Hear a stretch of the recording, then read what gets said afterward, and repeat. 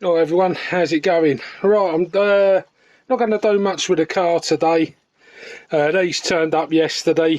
Funnily enough, after that video, I'd had a trip to the doctors and then ended up spending I didn't get home till 2 o'clock in the morning, and I live 20 minutes away from the hospital. So yeah, it was a bit of a very how can I put it, an unpleasant experience for about 11 hours. Apart from that, yeah, I thought I was just going to have a day sort of relaxing in the chair, taking it easy, watching some videos on YouTube. Instead, sat in an A&E department of an hospital, and even though the nurses are absolutely lovely, no one really wants to spend that amount of time in any hospital, do they? So I thought, seeing I'm absolutely knackered and I can't be bothered to do much today, there's a couple of things that I needed to do just to get the car ready for... Let me just undo that aerial, because otherwise that'll snap off. Don't want that happening. Right, hopefully you can see all this. I just thought I'd show you taking the back end off of the car. That's all I've really got to do with it. I'm just going to take the back end off, get them bloody rotor starts off. They were terrible. Like I said, nothing really against them. They're all right, but they're definitely no good for this size engine. Definitely no good for that. Maybe 0.21 engines, they might be all right, but definitely not these 36s. It's just too much for it. And I'm hoping that he hasn't sort of destroyed the screws. When I was hoping that these had come with a set of screws in. Sorry about that, I don't quite know where the camera is. That's it, you can see it there, can't you? Yeah, I thought they'd come with screws in the box, but they don't. So, yeah. So I thought I'd just get this undone. Take the back end off of this. I've got a few jobs that I need to do. This could either be a short video or a long video, I don't know yet. I just thought I'd do one. Right, just 4 screws in here, just the old back end comes off the car, so I'll put that to one side. I don't want to be messing about when these pole starts arrive, see. I could have either had it where I was sort of like, do a video of me, you know, I'm throwing the screws around already. Oh, well, I can't bend down. Oh, my leg. Right. Yeah, it could have been a long video of it all getting put together. I'll tell you what I'll do, I'll put them in that box and then I'll know where they are. Right, it's just that dog bone's falling out, so that's handy. Yes, these bloody rotor starts, well, I mean, it seems like it's in pretty solid, but you know, when you put in a drill on them, you can see it pulling away. I'm just thinking, crikey, I hope that don't rip out the yeah, look how loose that is, see? Loose as hell. Let's just double check to make sure they go tight again. Yeah, they do. Yeah, it tightens up at least. I just didn't want them threading, because if they get threaded, then we're in trouble, aren't we, really? Because it means getting a back plate for the motor. Because I'm not quite sure how I'd go about repairing it. If it was to thread, I'm sure there'd be someone out there that have some sort of idea on a repair of it. But they're not the sort of thing you could get a miniature alley. Well, I suppose you could. I don't even know if you could get an alley coil that small, but it'd need something like that, wouldn't it, to repair it? Or it'd be a case of having to fill it in and then sort of drilling it out and re-tapping it all again. Or about £40 to buy a whole new back end. So I should imagine this isn't very cheap. Yeah, and that's covered in oil. I don't think that'd do the one-way bearing much good either, would it? Wondering if the seal's gone on them. I don't know. Yeah, it's quite oily in the back of that.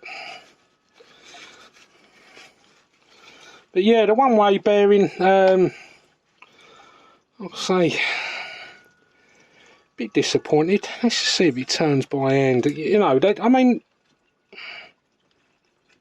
yeah, he's tight. He's tight on it. But I think this is the good one, to be honest. I think this is the one that ain't too bad. I think it's the one on the other one that we got trouble with. That's the one that just seems to spin. And usually they split, don't they? I've had it where they split.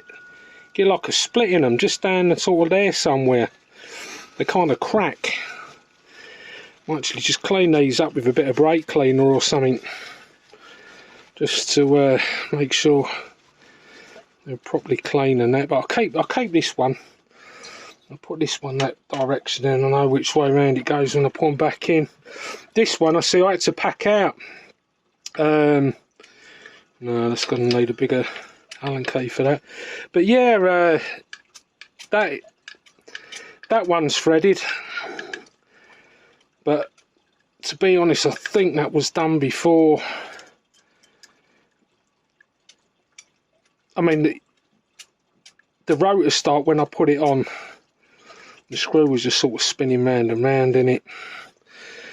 So, might be a case of getting a new whole back plate free. I don't want to go down that road if I don't have to. Or I'll find some way of repairing it. But I've got another screw. I made another screw up. I had to cut one down to fit in and pack it out with washers so that it'd fit. Because this is one of them screws that's all I've got thread about halfway up and then it stops. If there's a proper name for that bolt, but don't ask me what it is now. I'm that tired, honestly. I couldn't believe I was sat in that hospital for that long. And that was a right story on its own. I mean, I don't like cannulas as it is, and I thought I'd gotten away with it. And yeah, the nurse come out and said, "Oh, I'll give you some antibiotics, just to play it on the safe side." Now, I'd already had a blood test, so it weren't too bad. I'd had a needle in my arm, that was bad enough, do you know what I mean? And then, God, it's warm in here, and that's why I got the door open. You probably hear the pond thing going. I've got some kitchen roll from my head, yeah, it's a bit warm out here. Right, anyway, yeah, getting back to that story, yeah. And what happened was I needed a cannula putting in so she could give me these antibiotics. And I'm not really great with needles at all, but I can put up with like blood tests and that. And I always have one in my arm, same place. They get the vein every time, not an issue. So that one-way bearing looks a bit strange. Looks different to the other one. Anyway, yeah. Anyway, they put this cannula in. About 2 minutes later, I was back in A&E, sitting there. They send you back out, don't they? All of a sudden, I said to my wife, "Oh, I don't feel very well." Then I was getting hotter and hotter. And then I started sweating. And then I come over really bad. I thought I was going to faint, pass out, or even worse, you know. So, next minute, nurse comes over, presses a buzzer. They all come flying out, drag me outside, stick me in front of this fan and put cold water straight over my head. And yeah, kept taking me blood pressure. And then about, what, must have only been about 5 minutes later, and then I come round, I was all right. But and it's strange, and I mean, it did but it's always in my hand. If I ever have an injection in my hand, I always tend to want to faint. And yet I can have a needle in my arm. It's crazy, isn't it? So on the plus side of that, they was a bit worried about me, so they kept me in the other bit. So I didn't have to sit in the waiting area.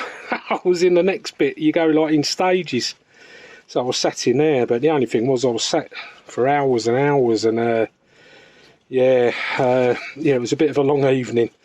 So hence, I'm absolutely knackered today.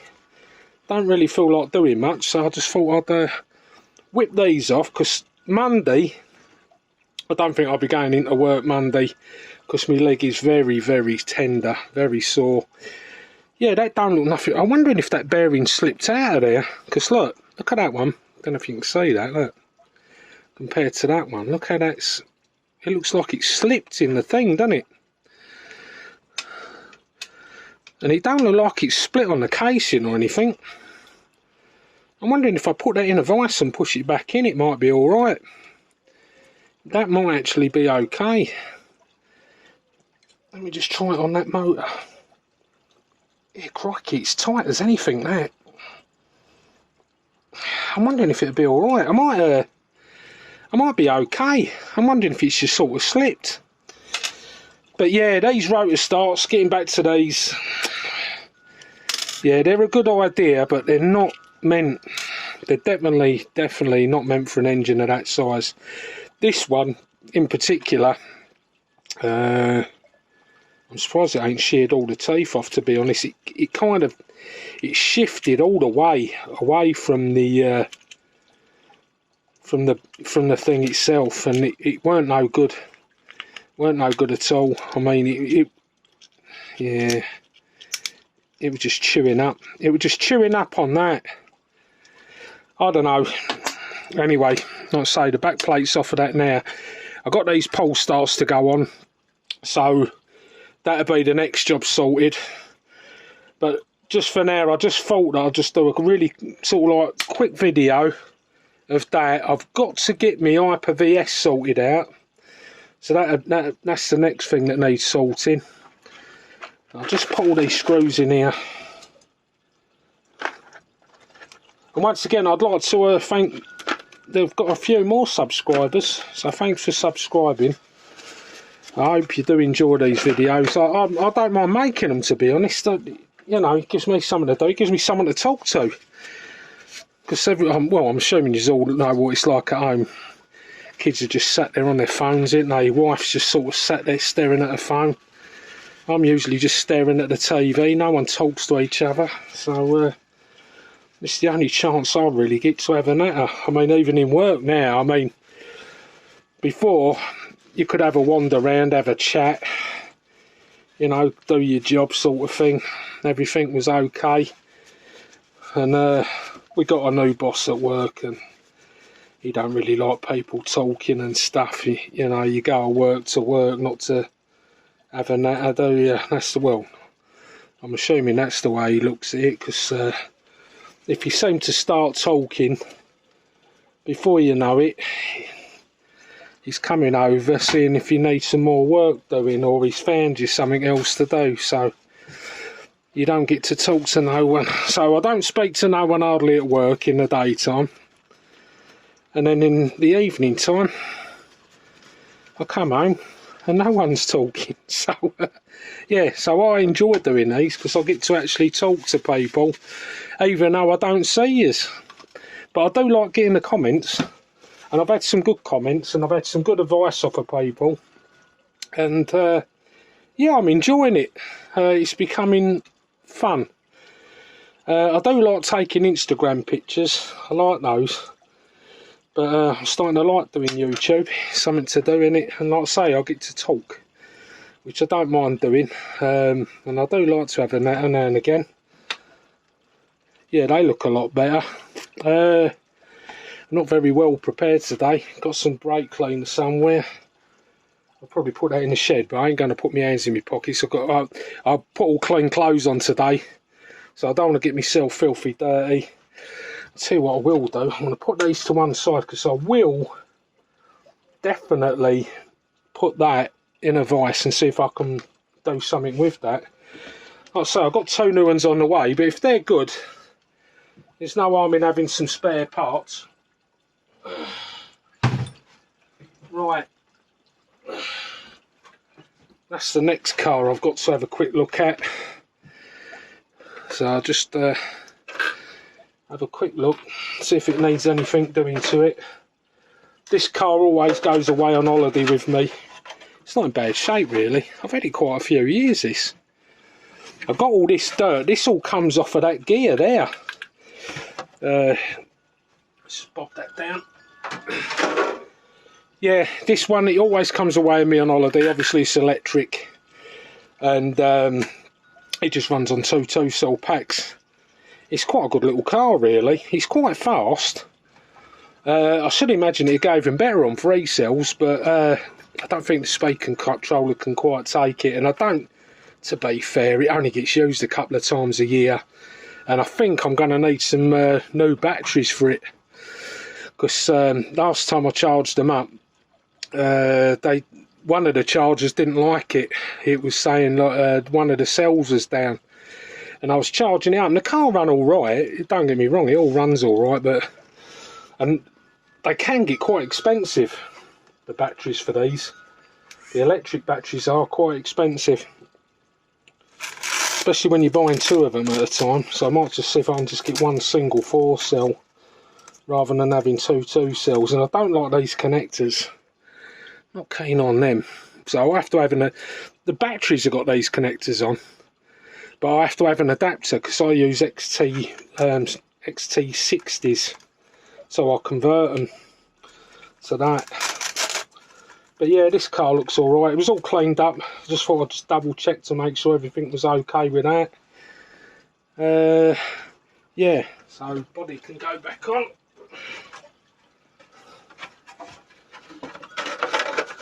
What I'll be doing is I'll be charging the batteries up a little bit later on for this, and I'll probably take this out for a spin. I might actually take it out the front tomorrow. So in my leg, I can't really walk too far, which is a bit annoying because the weather's been absolutely gorgeous. But I've been walking about as far from, well, last night I had to walk from A&E to the car, which is about a 3-minute walk. That was more than enough. I had about 5 stops. So I'm just hoping that I don't have to have another operation on my leg, because I don't enjoy having operations, and I don't think anyone else does, do they? Especially when you're really, because like they do chuck you out early. Just get this other car. And the thing is, I've got a great big helicopter in the way. Right.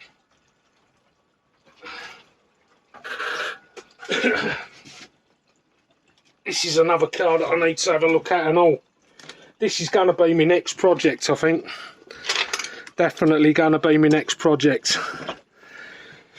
This engine, I've got this in that Hyper 7, the one that I've got the 2 engines in. This one come in that, and I'm going to leave this one in here. I don't use this Savage much now, but they are a really good car. I really like them, and I've had this for years. Got this car when they first come out, and yeah, I've had it a while. I had to get a wheelie bar for it. I don't even see the wheelie bar. Let me just move this camera. Yeah, I had to get a wheelie bar for it. I got the .36 engine for it, and that was living in there. So when I got the other one, the other 3.6 engine, I took that one out and put this one in.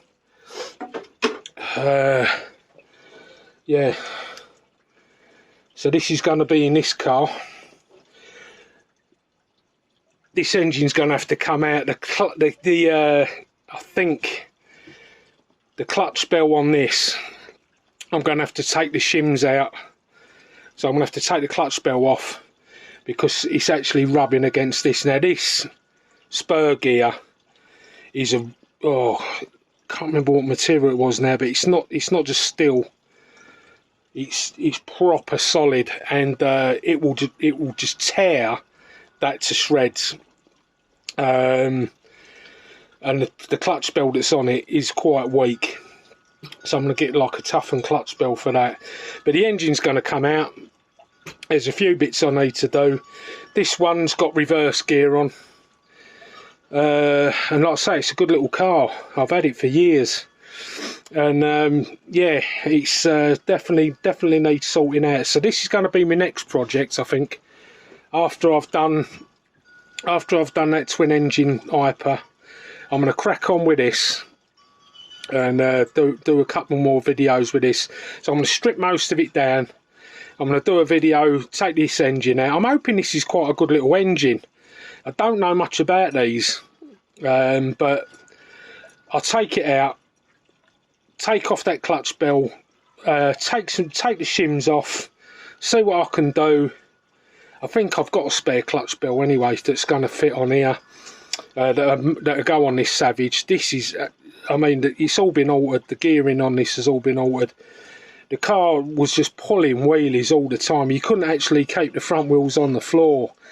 It was quite difficult, and but obviously with that engine in, it was bonkers. So I'm just well, that's why I'm so excited to see what it's like in the Hyper 7, because one engine was fantastic in this car, so 2 engines in an Hyper, I really don't know. And I thought, well, if that don't work, I can always make a plate up and stick 2 engines in this. I might even actually do that. I might just make a plate up to mount 2 engines, see whereabouts I can put the fuel tank. And I know loads of people have done Savages, didn't they, with 2 engines in. That's definitely nothing sort of, you know, new or whatever, and that's why I never went down the route of making one. But I might just make a plate up just to keep it as an option, you know. Might pick myself up another one of these, and yeah, I might do that, see how it goes. Anyway, I'll leave the video there. Like I say, this will be the next one, the next project to do. I don't think I mean, I could do, but I don't think I will be using these on that engine. I think I'll just stick with a little pull start. It's so much easier, to be honest, and it's just something else. You just got to carry another drill around, haven't you? Carry a drill with you, carry a starting wand and everything. And although it's easy with a rotor start, I don't know. Even with the HPI ones, I noticed the rotor starts, if the engine does flood, or, you know, or it goes tight or anything, there's no real way of telling, especially if you've got an high torque drill. And the first thing that's going to cop it is going to be your one-way bearing, innit? Then if that fails, then it could end up damaging your engine altogether. You could end up doing something to your rod, or, you know, or even snap the piston or whatever. So yeah, although rotor starts are a good idea, and I've been using them for quite some time, I'm starting to realise that they're not, you know, they're not the best. If you know, you can quite easily cause some damage if you're not careful. So I probably will just stick with a pull start on this one. Yeah, just basically strip it down, go over it. Oh, knocking the camera over. Yeah, go over it all. Like I say, I've not had it out for donkeys, this car. It's all right. It's even got the original tyres on. The tyres are cracking, look. Can you see that? You don't really notice there, but they are starting to split. That's actually split all the way through that, which is a shame, because they are good. I'll leave them on anyway. I don't really run this car much. Could do with a newer brake disc. Brake disc needs doing. So I've got the 3-speed gearbox in. I don't know if you can see that from there. No, you can't see. Just flip the car over. Flip it over. And yeah, you can see the 2 servos there. One there and one there. One there, one there. That just has like a little rod. It just pulls in and out for the to change it from forward to reverse. Yeah, I'll just give it a tidy up and stuff.